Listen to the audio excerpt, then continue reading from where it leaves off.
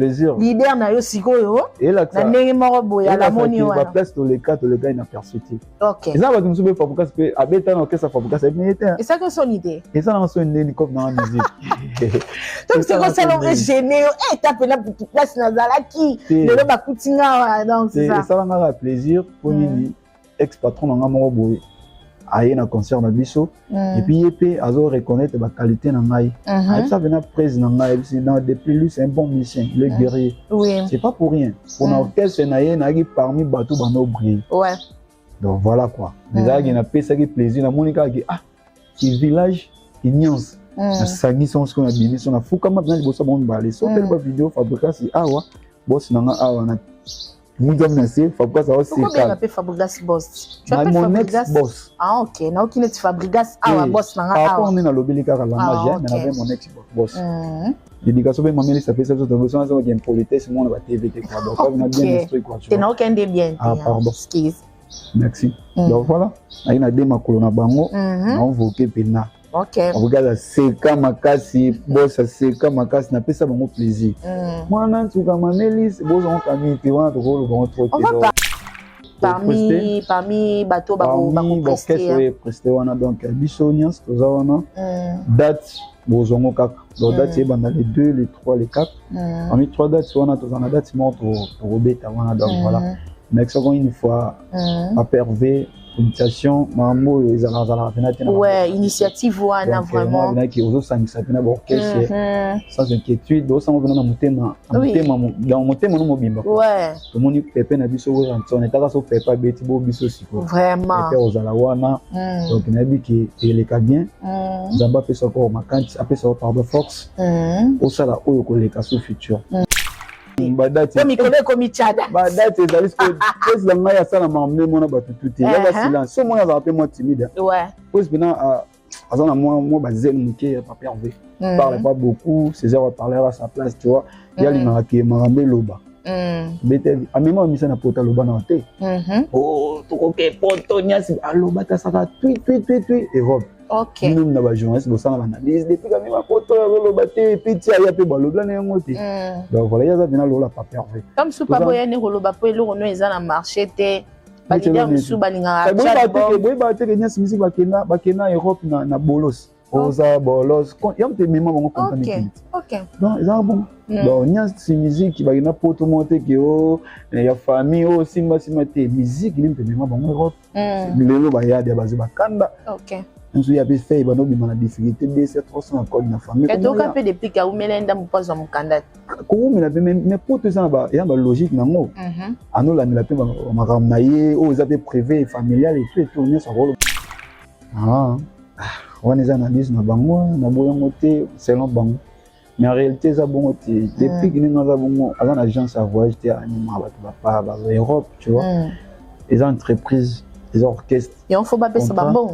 Il y a peut-être depuis que la TV qui a pas mis ça parce que mon mission monte ça normalement fait bima pour orchestre mène avec des prix qui ont mérité critique voilà et ça fait moi tout mon pe baning il y a feeling par rapport à l'actualité parce que là moi bon mais en réalité ça bon côté contre yaka ma beta mikil bakina Turquie Grèce peut-être Europe. Le fait que président a récompensé bango. Ouais. Parce que baya ya mo boy ba traverser un moment pur na boss nanga. Boss nanga mona que eloko ka ko pesa bango comme cadeau. Ils allaient ka récompenser bango même bango poto. Si ba komena poto ba prester ba bete ba concert prédélé ba moi je ali awa nazana tina mtoko kimate. Ouais. Sans en relation, ça la relation na yo, sans en muto za ki a repeso doc. Asona na bango frère so mutalonyo bongo okimande so kimugando kimutayiso dake to komi poto awa on a Gloria la diva na bilanda Gloria diva na pesa mukanda so kima kwa. Bonjour, salut à tous chers internet, vous qui tuez de partout dans le monde, Naïb Sarabino toujours Tozawana na Congo et Sengo plus TV, on est là pour donner toujours de meilleur comme d'habitude avec votre humble servante Gloria l'angolaise. On est là pour toper ça le mail. Là je reçois pour vous un artiste à se présenter trop fou la plateau pour se présenter. Là je profite à remercier derrière la caméra, je vois là-bas Sharon Zazie Azawana toujours pour nous pesa biso bilili ya kitoko. Pourquoi pas papa Clovis et Fipa, il y a maman Doris et Fipa, tu es là toujours pour nous soutenir et pour soutenir Gloria l'angolaise Tozana Bino vraiment. Dans le canal Solana artiste nanga boyebika biso to yambara batumo fo baloba ba solo là par rapport yamara mbengo tambole. Là je profite à signaler acheter les billets pour le concert de notre artiste Fabregas Maestro Casino de Paris et Zawana Arubé Tango au salon Rane Kendara. Pourquoi pas de notre artiste Héritier Watanabe Azawanape, Papa Goga, le 21 septembre, Paris tombé, bana Paris, bana partout dans le monde. Oh, Monique, ça disponible pour aller acheter le billet pour le concert. Aller là-bas et au Salabiso bien, Badouleman, Balingara la bonne musique et puis Festigo les Awana. Et puis, tu continues toujours son album Nabiso Platinum, hein, volume 2 de notre légende Kofi Olomide. Pourquoi pas, maman, si je te salue aussi à passant. Banzembo Gitoko, ba boutique, Ezawana, bambouteillage, Eza. Donc, Banzembo, moi, il y a bien, bato, balinga, mamba, bolingo, ana, balinga, rosepe, ça, ba papa, et puis, bolinga, rosepe, ça, ba maman, boyoka, vraiment. Et au Salabiso, bien, là, je demande à Sharon Zazi, Panzena, nos plateaux, pour na solana, invité, pour na zo invité, je fais des. Bonjour. Bonjour Gloria, Diva. Soyez le bienvenu. Ouais, merci. ACP Loyambayo. Merci beaucoup, maman. Tu peux te présenter aux gens. Nabi qui va te soubayer na bangoyo mais. Baïda da Bouba, mon nom c'est Kalekale de sa maman. Vraiment. Glory Bass. Voilà quoi. Glory Bass Sangoboni. Sangoni va le voir le côté na linga la sangoté. Mais sangozali pour tu vas bateau banyo je vous en rater. Voilà quoi. Tu veux combien de thématiques un peu voir? Maman tu vois, un petit micro dans la musique. T'es bien. Et comment? Ouais. Basangozali va nouvelle les araki tu vas modios pour travailler yama obaksa banda pardon après simbo tu na mon boss déplique il y a pas de comme mon boss toujours après c'est entourage ni mon mambo tu va avec des coachudé va d'ailleurs Bidji va Francis Simala qui a l'azma bon retour au pays angolais donc il n'y a bon habiter Angola tant c'est bon c'est la biso de terre vraiment azma qui a la depuis l'Angola et Bavena Pascal Kanzel, JC Mokandi donc vous êtes belé donc voilà quoi. Bah nous c'est ça qui est dans le studio. Qui te banni mission vraiment, vraiment merci Glory Bass. Je suis avec Glory Bass aujourd'hui toujours fungola matin. Là je profite à saluer na bande cognon surtout bo soutenir Gloria l'angolaise comme Ephraim Mugeta, Babimbinza na maboko tu es là toujours pourquoi pas Armel Yolo Dunga Campo na Pesio Bambote tout ça on a toujours ndenge to mesana rara ya soutenir Gloria l'angolaise. Non, bandana Glory Bass Nabiso. Glory Bass, tu es big Glory Bass chez Fabregas Maestro. Mais, et comme ça biso tu es au monde Glory Bass na nuance musique. Et là, on est pour ça, tandis que l'orchestre, ils ont belé au coca qui tombe sous ce qu'on est ça la évolution et la carrière na yo. Mais subitement, tu es parti chez Nuance. Au Kenda parce que pour Bazaki na rando ou bien au Kenda rapport au 60 qui kuna qui est faux à la wana. Bon, on est au Araboé, analyse à Moutunaï, na koki. Au contraire, nous analyse juste un artiste. Il y a bien un bien tout méritant. Naroya orchestre c'était pour la ranking, nana yo côté orchestre non. Déjà j'ai remonté premièrement. J'étais à Villanova, on a sali 3 ans. On a sali 3 ans à Villanova, ça pas tenu. On a sali nzela na nuance musique, ils ont monté un réseau qui va na rando, on est tali na même pas. Et qu'est-ce qui t'a poussé au long à Villanova? Bon, ils ont loi nature premièrement, deuxièmement ils ont destin. Ouais. Et c'est une à ça la chemin on a 3 ans dans le village et les gens s'est trouvé dans une nuance musique. Ils ont destin. Ils ont loi nature ils ont la bonne. Fabricas il était en maison mère. À ça le au ça la maison mère déplique mon boss pareillement. Les gens ont déplique. En français va le voir quelque part les malades bon. Ouais. C'est un qui t'a village nous voir les gens ont titre dans maille. Moi on a les boss dans la musique. Un titre un album de groupe.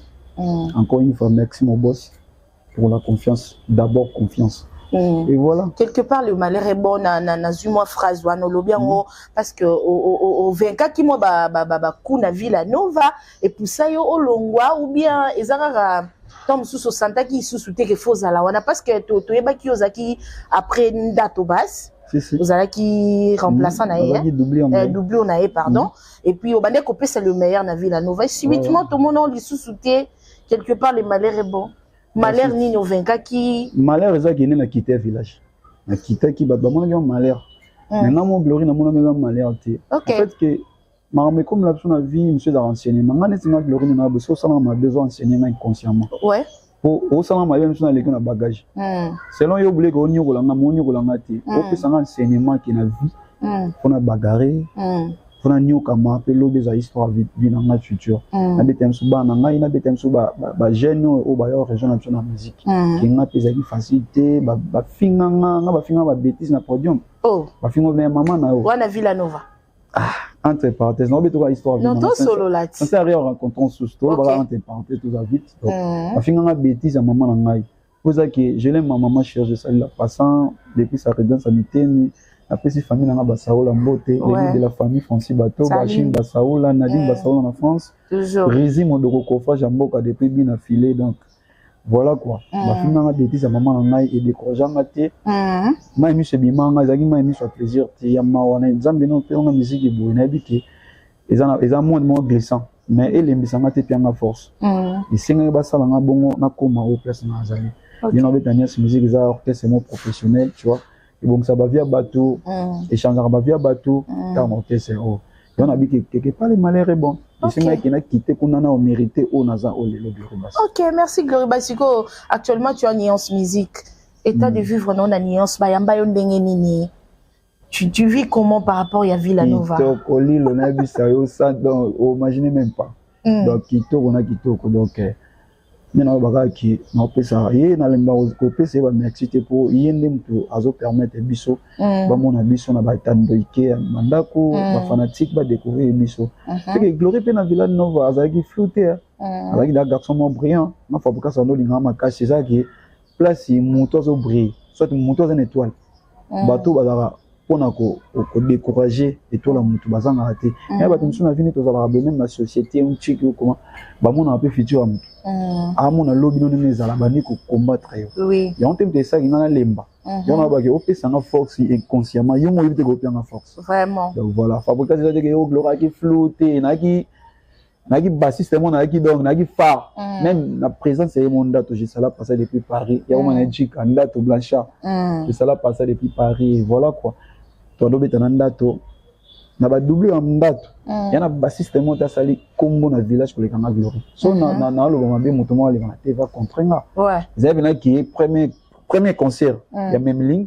na beta Memling ba ko ko tshana mo pe ngate déranger na ngote ndato za ayebi da manga mnyoso okese mais azaki parmi bato bazaki na liste ça na go tcha Glory basse on a des étoiles brillantes na no mona na dia musika na zala wana focus na no benga Glory Mbuyulu so pesa matika na podium Glory na mati na beta Marlis Mbot ba obaye bayebi ba vidéo ezali na beta ba disait de carrière na beta ba Memling na beta ba village tellement na beta ba banine pa pardon ba fikin ba image ezali ba ko sa image ma remplir soit beti na ba YouTube ba na ke Glory ba disait de carrière na zala wanta ba uti poto ba mise ba kiminga na simara pe na village na maboko ba ba no benga auto abaranda to pa fabrication au moni tendo longwa no tika moi espace mo bwe wana na monde base wana to santa susu feeling wana te wezalaka ya Glory base wezaka enda to base d'accord ba misus on musique misus ani ka musicien ani ka beta ani ka parce que ba misus ani musicien ana fonction c'est plus dosali na so na scène na koma corps misus oui Glory mais na koma corps ekota nga misus pona avant yo ka sentiment nga mo fana ka convaincu na pesongo atona na posa olesa mbongo to mata podium okoma bene excité so yo na ditoko bobanine donc la diva donc okoma ki mon balo fana l'ex na zonga ata makolo a mérité ngo c'est pas pour rien pour sentiment okokite ti olesa mbongo mais na lesi ngo ndeni sentiment kotio olesi mo ko makanga no sala yango fabrica ça ndolé donc na somma qui fabrica son esprit donc mangama va presa comme le monde na komba qui ko presa mo te que je serai passé mon samuna même comédie mon animation atika ba kola fabrica ko copie mais ngona ya linga bongo so mon samuna ebise bien mon samuna ne aboy ko so sointé faut ça la rabo so c'est comme il soin ba fan ba kimyo mbamo so nga la gi na beta la guitare ba minu donc na za ina ba glottorisme na ngamo na Villanova donc la gi ka mise ti na gi na ba matière donc na yina na ba ndenge na mona no na village na no copier fabrica ça no benga Glory Mbuyulu est-ce que tu sens ba comédie na est-ce que tu sens que tika moi trop morbo normalement na bateau ba reconnaître ton ba misupe ba goma ki azaki nani asala nini nazo méritant pour un artiste critique ou bien non méritant bien son imangate on imangate on te long la savon na ki na yebité pour yo le bien imangate na mon normal les opinions na yo kangote tout le belamo muke par rapport à Fabregas na pomba déplique na pesi pour Wambo je vous salue en passant tant tango yo kendaka Nuance Musique Fabrigas na depuis bazalara na mise en tente et nzamba yo sala ke ba yo kan na bango pour rendre musique babi wengeza lupanga ba mongo ba roboma na lelo lobi bazonga na bango et ba yo zonga na grande surprise vous avez na concert depuis que ça na concert non concert sur village Temba na village Temba Fabrigas était là na podium matala ba Monique Gloribaz tu te sentais comment le jour là plaisir leader na yo sikoyo et là na ndenge moko boya la moni wana ba place to le cas inaperçu OK ça va nous faire Fabrigas pe abeta na orchestre Fabrigas et ça que son idée et ça na son idée comme dans la musique donc c'est comme ça l'on gêné et tape na place na zalaki le ba kutinga donc c'est ça et ça na plaisir pour ni ex patron na moko boye aye na concert na biso et puis yepé azo reconnaître ba qualité na ngai et ça venait prise na ngai depuis lui c'est un bon musicien il est guerrier c'est pas pour rien pour l'orchestre na ye na gi parmi bateau bano briller donc voilà quoi déjà il na pesa qui plaisir na monika qui qui village qui Nuance na sangi son ce qu'on a bien son na fuka ma bien bossa bon balé so tel ba vidéo Fabrigas awa boss na nga awa na Moudiam Nassé, Fabrigas aussi. Pourquoi bien appelé Fabrigas boss? Tu appelles Fabrigas boss. Ah ok, na aucune est Fabrigas boss na nga. Après on est dans l'obéli car la magie, mais avec mon ex boss. L'éducation bien maman ça fait ça toute façon ça qui est politesse moi on va TVT quoi. Donc on a bien instruit quoi. Tu n'as aucun des bien. Ah pardon. Merci. Donc voilà, il a des makolo na bango, on voque pena. OK. On regarde c'est comme makasi, boss c'est comme makasi na pesa bango plaisir. Moi nan tu comme Amélis, boss on kamite wana to ko bon trop. On va parler de ça, calamité. Nani qui te fungula moi parenthèse muké, il y a réconciliation, il y a Fabrigas et puis depuis Pombani. Tu as trouvé ça comment? La conception à Nabasala. Ouais, plaisir, et ça lit bien la musique. Donc, on est tout le temps la question à biso. Puis à la rapport et puis ça fait ça moi zèlement il y a bénédiction par rapport au projet banango. Tout le monde on va réconcilier ça on va pas banner on mais peut-être la génération on va battre bosso tu vois. Tout le monde va papa oui ba salango va venir biso banane sur ba salango ba kofi olomidena waze quoi oui on a jibé ba salango déjà. La génération na bango si connaît ça bango. Donc et ça la bien. Faut ça la maboto zo appelé d'exemple pas na bango ranking puis on attend pas de desperation et tiens assez tout à ce qu'au bonheur. OK. Yango bana projet na bango les inséparables. Donc mode studio va travailler pena donc comme ba robot bientôt vous avez un résultat bien na ba bafle na bino quoi. OK. Olobeli mambo studio parle-nous un peu de votre préparation. Ezo kenene ni apeso cadeau non emballé na bengango. Titre il y a album là face au public. OK. Gloria parmi ba mise ba titre. Donc c'est titre mon corps. OK, félicitations hein. Merci beaucoup la diva. Nze mon on a dédié on pas boss presque Makengo. Papa na Maïva faut boire avec ta patron il y a dans $. Et c'était ça li boss. Boss presque Makengo. Papa na Maïva na moni en papa na Maïva je dis ça li. Il y a maman na maman na espace penano ba rena quoi ninga ba kini za na s'intéresse kuna na Gilles. OK. Donc retrouver mon grave artiste tout ça là on a trop quoi. Donc mon grave presque Makengo papa na Maïva na moni entourage naé Mobutu Massananga directeur des affaires qui a encore handicap Roméo lui sur mon conduit donc voilà quoi. En parlant un peu de Deplique Tolobeli en vraiment déjà et là je profite à vous saluer à vous signaler déjà que Maramuna biso ya festival la paix ezawana alors tout ça l'on aura nenge zala babu le 3 les 4 bao nyonso balingara la bonne musique bomona ba artiste ya libanda ba rozalawana festival la Sédicho. En parlant un peu de festival aussi tomoni Nuance Musique eza invité. Oui, tozawana parmi bateau ba presté wana donc biso Nuance tozawana date bozongo kaka donc date banda les 2 les 3 les 4 parmi 3 dates wana tozana date mo to robeta wana donc voilà mais ça une fois à perver initiation mambo ezala ouais initiative wana vraiment donc qui ozo sangisa pena orchestre sans inquiétude do sang venant na mutema dans mutema no mobimba ouais to moni pepe na biso we on etaka so pepe beti bo biso siko vraiment pepe ozala wana donc na bi ki eleka bien nzamba pesa ko makanti apesa pardon force au sala oyo ko leka so futur donc voilà quoi Lori tozonga moi mukina mambo ya ba préparation na mina studio tozonga nango na linga tu fungula moi parenthèse moi moukié parce que aux artistes koki ko sala moi analyse par rapport il y a génération na biso musique na biso ndenge nini zotambola par rapport il y a makamunenge komi côté ngande leader côté kuna ngande leader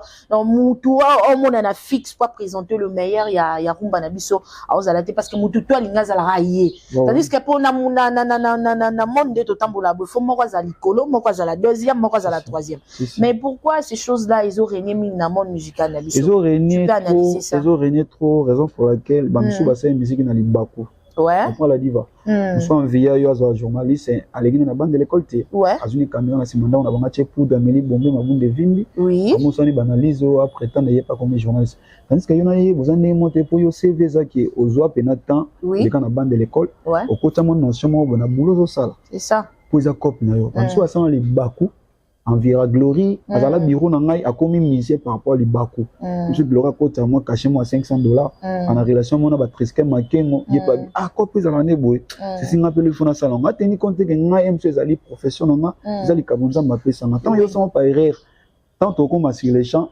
tous années monter na réflexion bagage les années monter pour yo sali libaku nga ce qu'on ça que ça que copie na nga iko na susu eza don za mbape singa yo mona banaliser comme nous susu à ça la ga émission fa finga ni bat as finga ni kaka o neti via faire au finga via des pics au finga bozani na niveau nyonso bozani monter non perdre pour yo sala na iko na ngo fula comme bato misu baleka na basala banaliser za ba leader mutu batinda bango la sananga ya bango la sananga ke bango ngana na ba promoter neti boss na des pics donc qu'est-ce que c'est une musique toi ba chroniquer ou ba chronique ba finir la bisoté depuis maman on t'a ningango te ya ba te tout ça la émission mon pena congrès oui un artiste ozo la tsaba to ba œuvre na yo o la tsaba date na yo la tsaba projet na yo ozo aider ba musicien na yo alors attendez que journaliste biso na ce moment là raté au journaliste moi la depuis ka finir l'orchestre un bien boss na ngai alors vrai a hypocrite so ka lignoter so ka lignoter puis so gaffe au na TV à régler aucun pas italien pas na hôtel au sommet l'autre ya za bongo oui donc voilà quoi ba miso bon neti nga benani zo ça la ngani choni froid oui belé ba ça banalise na na ebiki eza copie na ba moti ba ça na par rapport libaku so za copie na yo Gloria la diva je pense pas que va non ka o ça analyse critiquer mutu moko bolo ba ka bungela yo oyo pese réponse mais à l'occasion le côté boswani ba non faut ça con et ça la maté tandis que les gars na bande de l'école et comment tambola bon na par rapport au ba quoi na ba yo kaoti bon yeb sanga ni ba gims na bonenga ba entourage ya gims ko finga même sous tête par exemple je pense pas Gims on est pas congolais. À quoi va n'était que à ça il va chroniquer. Pourquoi pas exemple à soulever tous va Gims pour dire l'exemple à soulever pas dans bam. Que Gims n'est pas bon ni na ba monter na simani ba. Quand même toi tu penses bien ba misu ba raisonnable. Quand c'est pour raisonner n'inga na raison faut que na bande de l'école. Maman ça venait que ba super naïe ah maman chérie. Je l'aime beaucoup vraiment avec son époux papa Patrice Bassaoula donc ateka ba super n'est pas Gloria en moi bagage allo bata bien na TV beau pour moi Gloria moi to bane mato ya comme ça ba souke mon façon parler na ngai mutu avant na parler la dabiso la dit vraiment que non asa musique na c'est un artiste donc voilà ba misupo ya maboma de façon parler et puis mutu ba kaza mayel ils ont des fois comment façon parler même il y a débat bon ça normalement débat fait la scientifique on a zani naozomo onga yopozani oui parce que début comme que tout ça débat monsieur ya kwanga to développer sujet kwanga ndenge banda ndenge ba sala na manyoko ni puis moi chama ba biscuit ça n'a rien à voir maman la na musika bete kwa niveau na mati na otiko maman carré pour moi tout ça le débat exactement so na mona na bagage ko le kanga na continue débat pour na ozopo na so pe ba implice mo yo pour yebate des ala bon banalise wana na ignorer bango te no accuser pe bango te eza cop na bango futela mo ba palin bana ba otangela ngo mais elongo botaka mutu ba ça l'effort ya oleka na bande de l'école ba appliquer quelque chose et ça bango bien na cop na ya bande de l'école Bébé baba zoba pena donc zoba zoba puis zoba bina donc zoba la pas bito kata bazoba donc kata zoba biso kata zoba te biso bina ba on ne singa na comprendre ngate na yebi na ngate na poso yeba te tena ngate mutu sui Donc, Miss Kangami, vraiment. Vraiment, je continue avec Glory Baz et là je profite à saluer. Il y a Patrick Petit. Mais mission fait que non. Qui est bien, le bien, ma casse non, c'est piano, ma casse là je profite à saluer Tasbi Ikotem, ma copine privée. Pourquoi pas Olgaya la tuer là toujours na ba soutien na binora ane to mesana Christelle ma copine ya Mbiji Poliane Salou na peso bambote ya Dani Mukoko le millionnaire ya Kwanza. Je te salue aussi à passant. Merci pour na ba soutien na yo. Et là je continue avec Glory. Gloria, parlons un peu. Il y a Nuance Musique. Tout le monde a un musicien. Bakendara poto. Il paraîtrait que bapesara mbongo na bango pour bakende poto yo ba musicien bakima na bango batikala na bango. Et depuis Kazonga alors ça la maramene na ndenge misusto yo ki pe sous poto ezali. Zigo selo yo ana. Tu raisonnes comment pour na makambo et bima ke ba musicien bango moko bakenda bino peto msubo salara le même chose comment. Wana analyse na bino to ezabongo to leson ya batune ba bima bongo ke batu bakima na bango na poto parce que bango mo bapesa mbongo pas de plus pour baki poto. Wana za analyse na bango na boyango te selon bango. Mais en réalité ezabongo te depuis que nous avons une agence à voyage te anima batu ba Europe, tu vois. Les entreprises, les orchestres. Et on faut pas payer bango.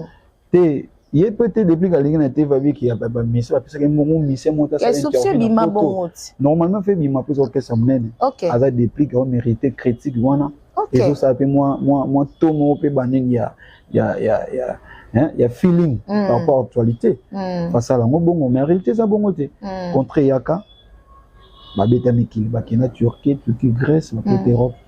Le fait que président a récompensé bango parce que ba ya mo boy ba traverser un moment pur na boss nanga boss nanga mona ke eloko ka ko pesa bango comme cadeau ils allaient ka récompenser bango même bango poto si ba komena poto ba prester ba bete ba concert pe belé ba moi je ali awa nazana tina mutoko kimate sans en relation ça la relation na yo sans en mutoza ki a repeso doc a cela na bango frère ce comme talonno bongo kimande so kimobikando kimutazo dake to komi poto awa on a Gloria la diva na bilanda Gloria diva na pesa mukanda ce ko kima poa ils ont les gens dire bateau balobara n'importe quoi les campos ils abonnent je pense pas que boss dans ma cause un bon moto il y a mission porter un plus dans orchestre à son bon on a net ngou bon ça no oyo porter dans orchestre c'est une nominée vous a batteur vous a chanteur vous a bassiste vous a artiste boulot non te mimo en Europe bon ngana ozwa c'est le boulot na valeur soute ça na ga qu'il faut baloba moko ba zo ba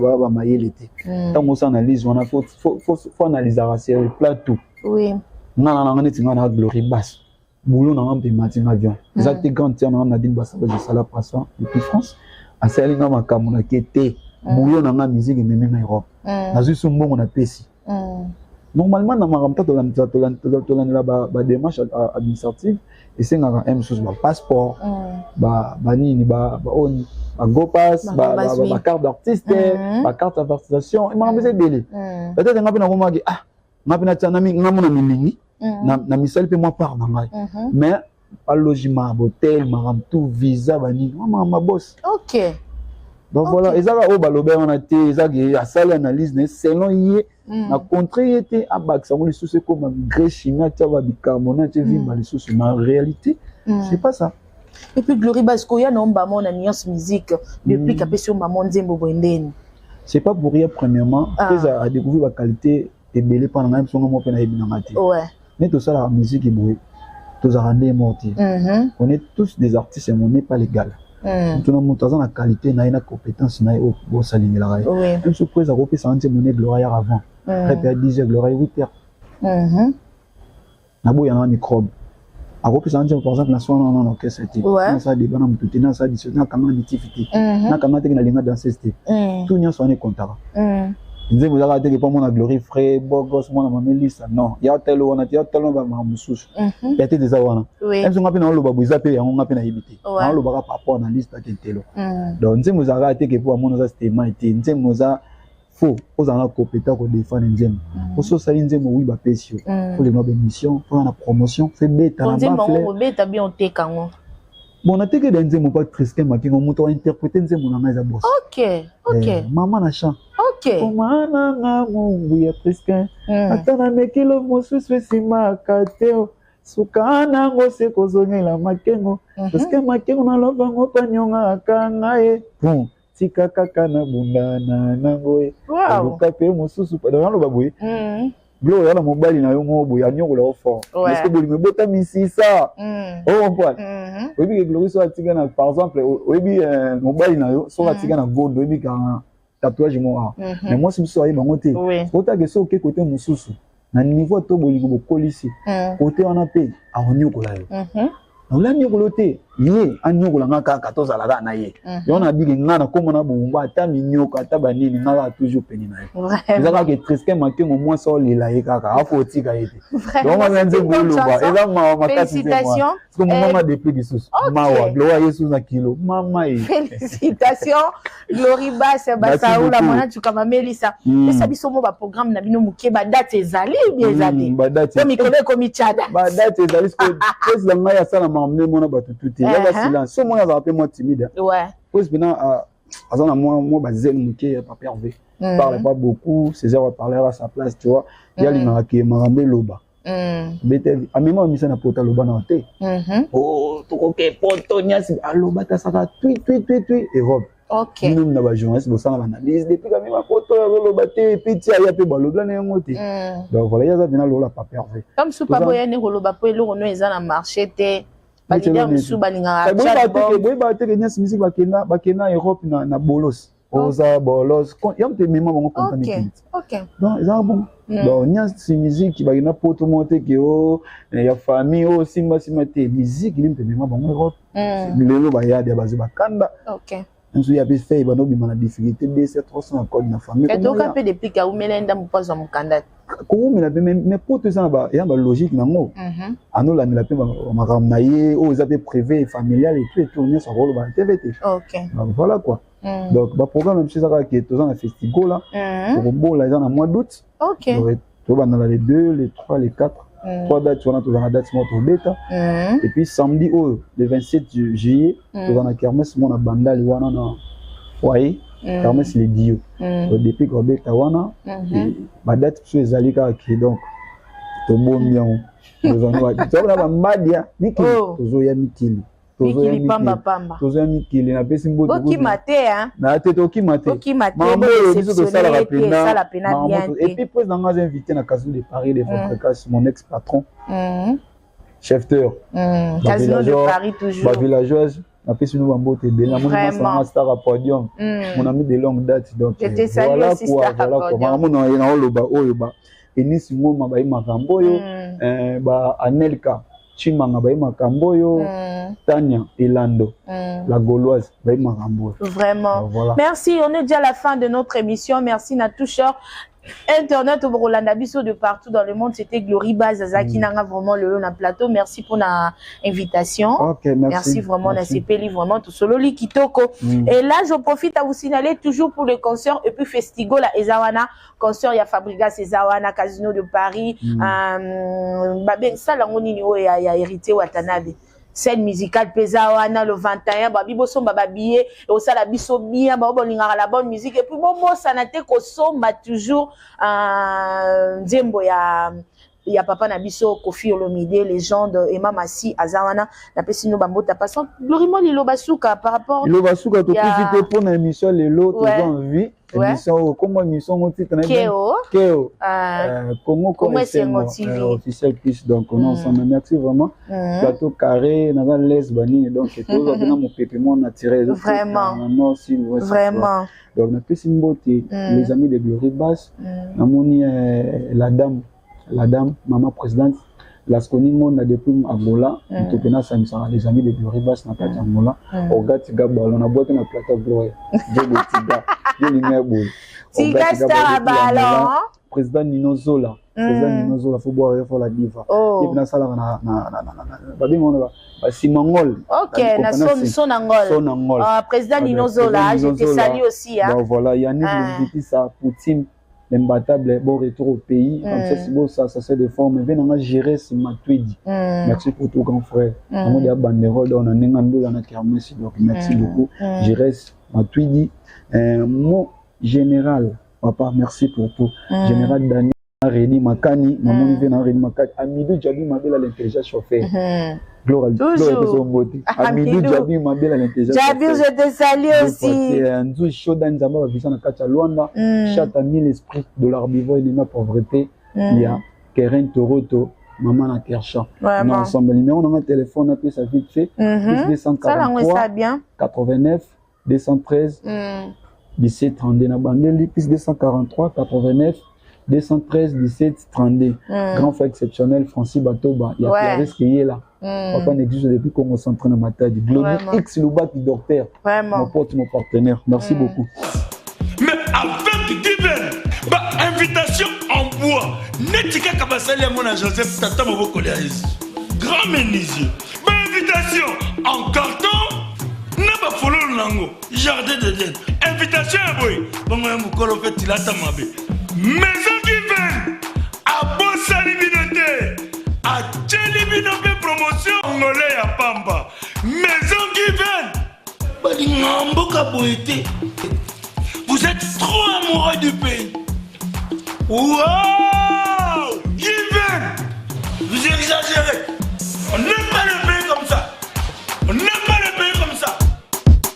Merci, c'était Glory Baz. On est déjà à la fin de notre émission. Merci Nabino Nyon Sonem. Sabino vous continuez toujours que s'abonner, aimer, partager, commenter et ça la rabiso bien. Ce qui bino bolobi ba on a bisoté to bongi sa ndenge nini. Merci na papa Clovis c'est film pas. Ya maman Doris c'est film pas. Merci na bande ko nyon surtout bolingara Congo et Sengo plus il va précisément na plateau et à chez Glory à l'angolaise. On est là toujours pour donner de meilleur. Na ningarabino il y a trop merci na Kaiser Chef, merci na Tasbi Côté, merci na Negin Bilele l'impresario na Katia Brésil na Monio, merci na Bandeko Nyon surtout Bolingaranga et sans oublier le boss Malou Kiumbuki la babi, soza na posa bijou na yo kende wana azawana opesa oza na posa argent. Oza na poso bongisa, oza na poso salanini. Le boss Malou Kiumbuki la azawane l'assistant Kaiser Chef. Na ligimbilo na trop beau s'abonner, vous partager. On est ensemble avec votre humble servante Gloria l'angolaise. Bisous, bye.